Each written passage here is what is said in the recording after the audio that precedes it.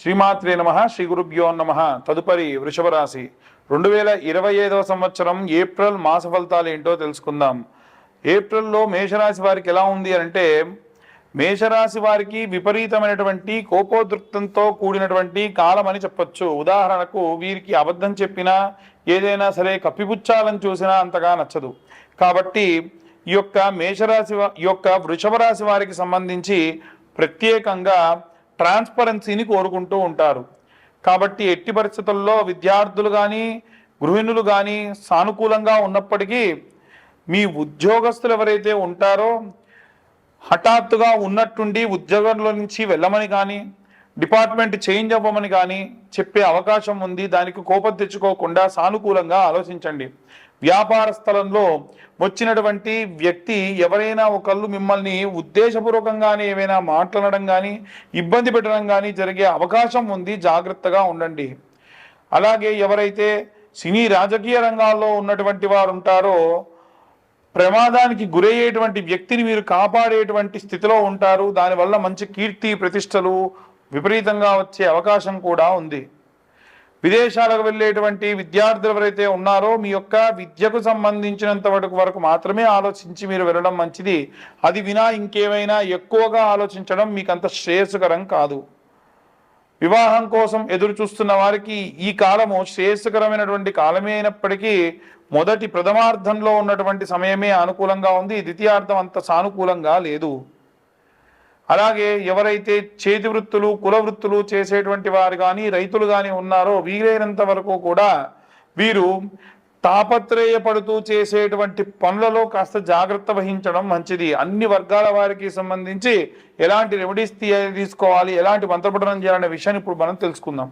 ద్వాదశ రాశుల వారికి కూడా ప్రత్యేకంగా ఏప్రిల్ మాస ఫలితాల్లో భాగంగా విద్యార్థులకు సంబంధించిన విషయానికి వస్తే, విద్యార్థులకి ప్రత్యేకంగా మనము గణపతికి ఇష్టమైనటువంటి ఉండ్రాళ్ళతోని ప్రతి బుధవారము కూడా నివేదన చేసి వీలైతే తేనెతోని పిల్లలకు ఆ యొక్క మోదగములు కానీ ఉండ్రాళ్ళు కానీ తినిపించండి.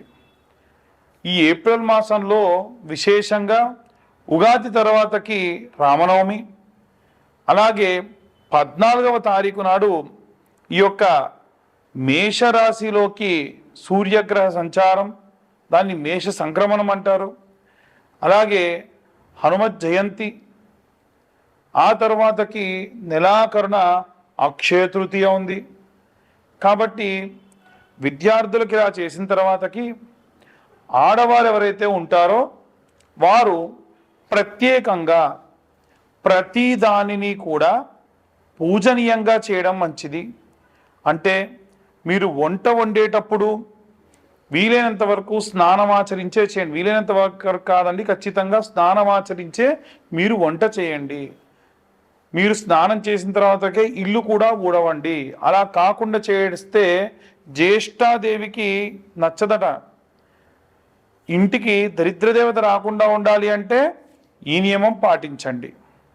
అలాగే ఎవరైతే ఈ యొక్క వంట చేసేవారు నిత్యాగ్నిహోత్రులు కాబట్టి ఆడవారందరూ కూడా స్నానం చేసిన తర్వాతకి ప్రముఖ్యమైనటువంటి రోజులలో, ఉదాహరణకు శుక్రవారం కానీ గురువారం కానీ మంగళవారం కానీ వంట చేసేటువంటి పాత్రలు, వంట చేసేటువంటి గ్యాస్ స్టవ్ని నీట్గా తుడుచుకొని బొట్టు పెట్టుకున్న తర్వాతకి వంటను ప్రారంభించండి.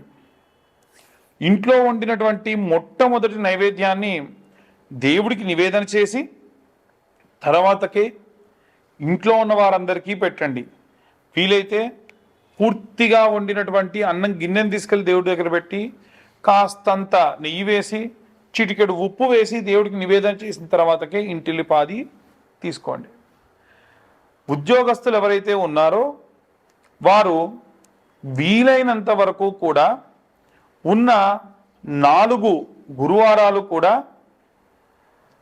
బుధవారం రోజు రాత్రిపూట 110 శనగలు నానబెట్టి సూర్యోదయం కంటే ముందే గురువారం నాడు నిద్రలేచి సూది దారంతో ఆ 110 శనగల్ని కూడా దండలాగుచ్చుకొని నవగ్రహాల్లో కూడా ఉన్నటువంటి బృహస్పతి గ్రహం మెడలో ఈ యొక్క శనగల దండ వేయండి.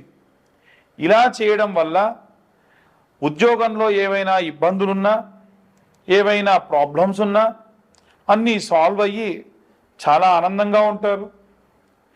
వ్యాపారస్తుల విషయానికి వస్తే ముఖ్యంగా ఎవరైతే మల్టిపుల్ వ్యాపారాలు పెట్టుకొని ఉన్నారో, లేదా చాలా బ్రాంచీలు ఉన్నాయో, లేదు చాలా పెద్దదైనటువంటి వ్యాపారం ఉందో, ఆ వ్యాపార స్థలంలో తెల్ల ఆవాలు, అలాగే కాస్తంత సాంబ్రాణి, ఆవు నెయ్యి కలిపిన పదార్థాలతోని ప్రతి శుక్రవారం నాడు కూడా నుదురు దగ్గర ఆ యొక్క తెల్ల ఆవాలు పెట్టుకొని ఆ యొక్క హోమం దగ్గర చేసేటువంటి ఆ యొక్క పాత్రలో వేయడం వలన ఖచ్చితంగా మంచి ఉపశమనం కలుగుతుంది. అలాగే వ్యాపార స్థలంలో వచ్చేటువంటి వారు ఎన్నో రకాలైనటువంటి శౌచములతో వస్తారు కాబట్టి ఎటువంటి శౌచము తగలకుండా ప్రశాంతంగా ఉంటారు. అలాగే మీ వ్యాపార స్థలం దగ్గర ఒక పేపర్ తీసుకొని వెళ్ళి షాప్ అంతా మూసేసి వెళ్ళేప్పుడు దాన్ని వెలిగించి కుడివైపు 3 సార్లు, ఎడం వైపు ఒకసారి తిప్పి అక్కడ పడేసి వెనక్కు తిరిగి చూడకుండా వెళ్ళండి. దీని వలన నరఘోష, నరపీడితములు పోతాయి. సినీ రాజకీయ రంగాల వారికి సంబంధించిన విషయానికి వస్తే నిత్యము కూడా సూర్య నమస్కారాలు చేయడం మంచిది. అది కూడా సూర్యుడు ఉదయిస్తున్న సమయంలో సూర్య నమస్కారాలు చేయండి, మంచిది. ప్రతి ఆదివారం కూడా రాజకీయ నాయకులు మిరప గింజలు, అలాగే పువ్వు రెక్కలు దోసిట్లో తీసుకొని మీ భార్యను కానీ ఎవరినైనా సరే వేయమని, దాంట్లో నీళ్లు పోయమని ఓం నమో సూర్యాయ నమః, ఓం నమో ఆదిత్యాయ నమః, ఓం నమో శన్యా సమేతాయ నమః, ఓం శనేశ్వరాత్మజాయ నమః అని సూర్యగ్రహానికి సంబంధించి సప్త అశ్వరథ మారూఢాయ నమః, ఆదిదేవాయ నమః, అలాగే భాస్కరాయ నమః. వీలైతే సూర్యాష్టకం ఉంటుంది. ఆదిదేవ నమస్తుభ్యం ప్రసీదం మమ భాస్కర, దివాకర నమస్తుభ్యం ప్రభాకర నమోస్తుతే అని అర్ఘ్యంగా విడిచిపెట్టండి. ఇలా చేయడం వల్ల ఎన్నో రకాలైనటువంటి ఇబ్బందులతో ఉన్నటువంటి రాజకీయ నాయకులకి ఆ ఇబ్బందుల నుండి బయటపడేటువంటి అవకాశం ఉంటుంది. అలాగే సినీ రంగంలో ఉన్నటువంటి వారు ప్రత్యేకంగా ప్రతి శుక్రవారము కూడా విశేషమైన కుంకుమార్చన, అలాగే 108 నాణెములతో, ఉదాహరణకు మీరు సినీ రంగానికి మీడియా ఫీల్డ్కి సంబంధించిన వారు, మీ స్తోమత మీడియాలో పెద్ద పొజిషన్లో ఉన్న ప్రతి వారము 108 రూపాయలు మీరు అమ్మవారికి సమర్పించదలిస్తే 108 నాణెములు తీసుకెళ్ళండి, రూపాయి కాసులు. ఒక్కో అష్టోత్తరానికి అమ్మవారి దగ్గర ఒక్కొక్క నాణెం పెట్టండి. ఒకవేళ మీ పరిస్థితి కాస్త మెండుగా ఉంటే 5 రూపాయల నాణెం పెట్టండి. ఇలా చేయడం వల్ల కూడా మీకు చాలా ధనలాభం కలుగుతుంది. మహాలక్ష్మీదేవిని నిత్యమర్చించేటువంటి శుక్రాచార్యుడి యొక్క ప్రతీతి కాబట్టి మీకు సినీ రంగంలో అద్భుతమైనటువంటి కాలం అని చెప్పచ్చు. అలాగే ఎవరైతే వివాహం కోసం ఎదురు చూస్తూ ఉన్నారో ఈ యొక్క ఏప్రిల్ మాసంలో 7వ తారీఖున, 14వ తారీఖున, 21వ తారీఖున, 28వ తారీఖున అమ్మాయిల కోసం వరపాశుపతము, అబ్బాయిల కోసం కన్యాపాశుపతము, రుద్రాభిషేకం హోమం చేయడం జరుగుతుంది. సామూహికంగా జరిగేది కాదండి. ఎవరు ముందు కాల్ చేసి బుక్ చేసుకుంటారో వారి వరకు మాత్రమే ఆ రోజున ఈ యొక్క పూజాధికృతం ఉంటుంది. హోమం మాత్రం ఎవరైనా ఇద్దరుంటే కూర్చుండబెట్టి చేయించడం జరుగుతుంది. అలాగే ఎవరైతే ఈ యొక్క విదేశాలకు వెళ్ళాలనుకుంటూ ఉన్నారో వారు దుర్గా కవచంతో అమ్మవారిని అర్చించి ఆ కుంకుమ దగ్గర పెట్టుకొని వెళ్ళడం మంచిది.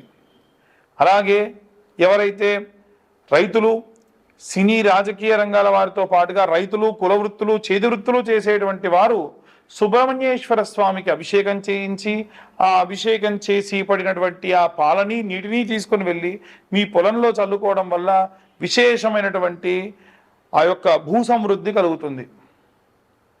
అలాగే పిల్లల దగ్గర లేకుండా వృద్ధాప్యంలో ఉన్నటువంటి వారికి 5 సోమవారాల పాటు కొబ్బరి బొండా కొట్టి ఆ నీళ్ళు అలాగే తీసుకొని వెళ్ళి శివుడి పైన మీ చేతితోనే అభిషేకం చేయడం వలన శారీరకమైనటువంటి బాధలు రుగ్మతల నుండి దూరం అవుతారు.